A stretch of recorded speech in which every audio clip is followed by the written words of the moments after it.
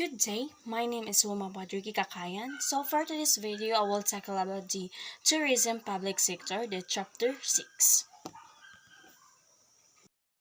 The learning objectives is identify the various government agencies involved in the development and promotion of the tourism industry as well as their function. Number 2 is describe the relationship of these agencies with one another and explain the possibility of public service as a career in the industry. So, this chapter deals with the particular government agencies directly involved in the promotions of the tourism in our country, and several allied government agencies may also be included in this chapter. So, not directly involved in the promotion of tourism, lend they provide a substantial contribution of the efficient operation of the tourism industry.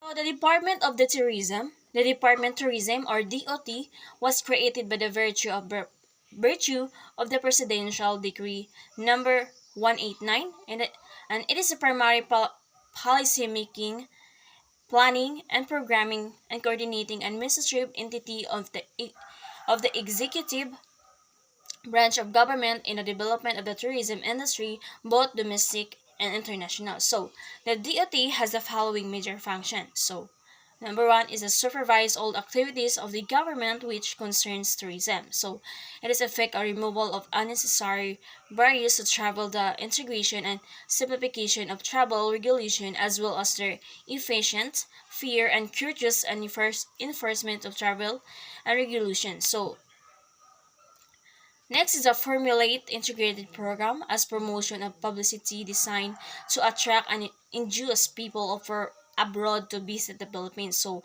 patronize these things which are the Philippine made and enhance the prestige of the Filipino people and the republic. So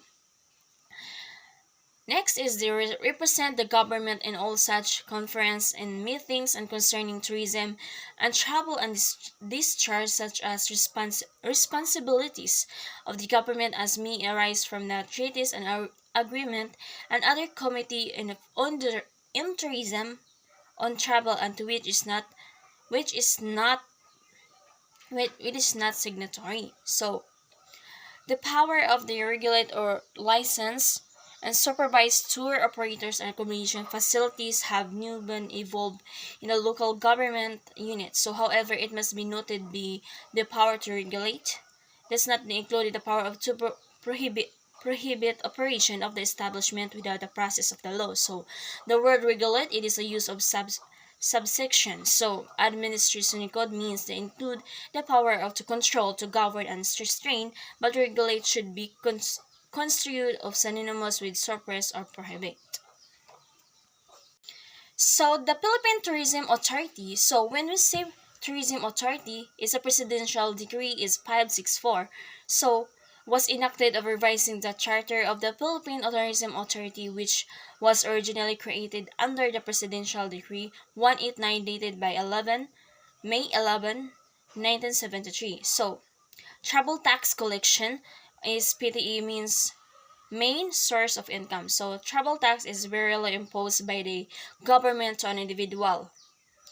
Citizen of the Philippines, permanent residents alliance who have stayed in the country for more than a year. So who are living in the country respected of the place where the air ticket to issue provided. So the PTE has the following powers. So one is the implement policies and programs of the Department of Tourism pertaining to the development, promotion, and supervision of tourism projects in the Philippines. Next is to promote the development into integrated resort complexes of selected as well defined to geographic areas with potential tourism value, known as the otherwise of the tourist zones. So next is to extend all forms of association to private enterprise and undertaking tourism projects, and to undertake its own account is joint ventures with the private sector to operation and maintenance of the essential tourist facilities which private enterprise alone is not prepared without willing to undertake. So, intramuros administration. So, when you say intramuros administration is the formulate or coordinate the execute policies of the implementation. So, for the law, the intramuros administration the, shall be responsible for the orderly restoration and development of Intramuros as a monument to the Hispanic period of the Philippine history.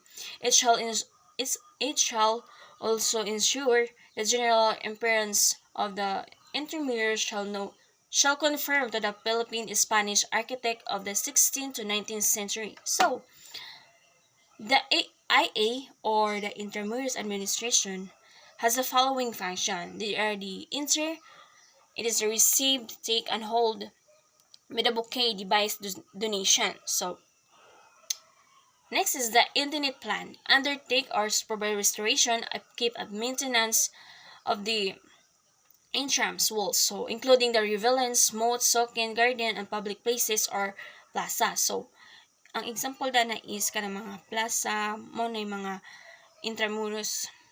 So, prepare, adopt, revise, and enforce such as rules, regulation, implementing guidelines, and standard as the necessary for the effective regulation of the land use development activities in intramuros both government and entities for implementation of the. So, the intramuros administration has been government agency that has been in the news on many occasions due to the call for development and they need to preserve historical place within the entire Intramuros itself. A number of business enterprises with attempted to provide a more modern look to Intramuros increase the business which added to the pollution Intramuros and demolish some old structures. So, but Intramuros administration has been quite strict at times, especially when civil society exert the needs pleasures.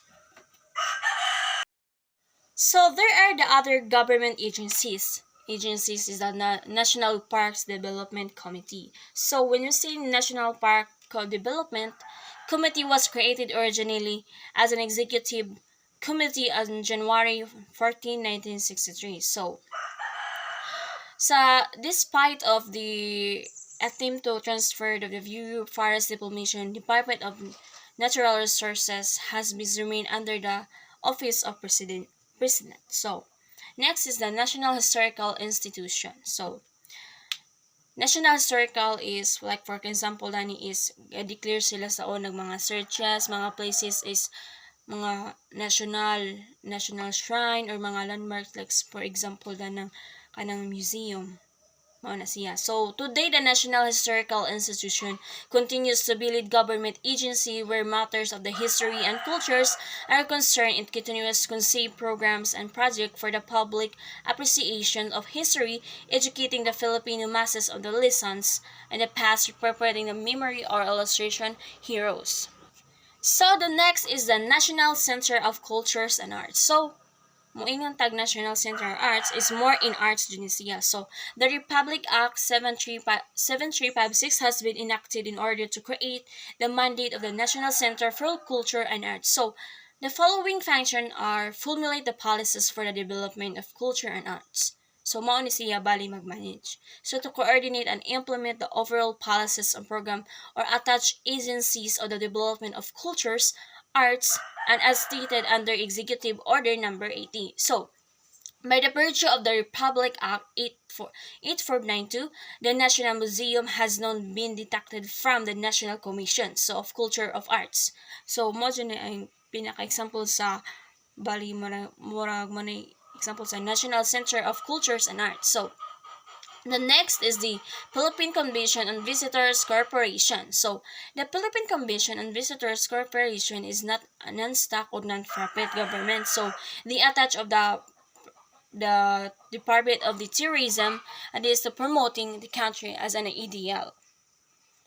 So, Bangko Sentral ng Pilipinas. So, Bangko ng Sentral is means kwarta dyan na siya, no? Kay Bangko man. Presidential no decree is issued and power to the Bangko Sentral of the Philippines is organized or corporation which shall be managed or Philippine International Convention or Center. The next is the National Economic Development. So, national economic development is a country independent economic development. So, there are development and planning agency is held by the president, chairman of the NIDA board with the secretary of the socio-economic planning, and concurrently NIDA for the general. So, the next is the Philippine Amusement and Gaming Corporation PACOR. So, moingon tag Philippine Amusement or Gaming Corporation, bali nagkonsa ni siya sa gobyerno, government owned or controlled corporation existing under Presidential Decree number 1896. So, President Ferdinand Marcos' pertinent provision of said enabling law read. So, i-declare niya ang section number 1 of the policy is hereby declared to be the policy of the state, centralize, integrate all games and chance, therefore authorized by existing franchise or permitted law in order to attain the following objectives. So, Philippine Amusement and Gaming Corporation na ni siya kay gulingon nga kanang palisiya bitaw. Department of Environment and Natural Resources and Department of Labor Employment, Department of Public Workers and Highways, and Department of Transportation and Communications, and Land Transportation Office, and Air Transportation Authority, and the Civil Aeronautics Board, and Philippine National Railway, and Department of Foreign Affairs, and Department of the Interior or Local Government. When he private does well, there's revenue for the public sector. Jim Talent. Thank you and God bless. Wilma Cacayan report.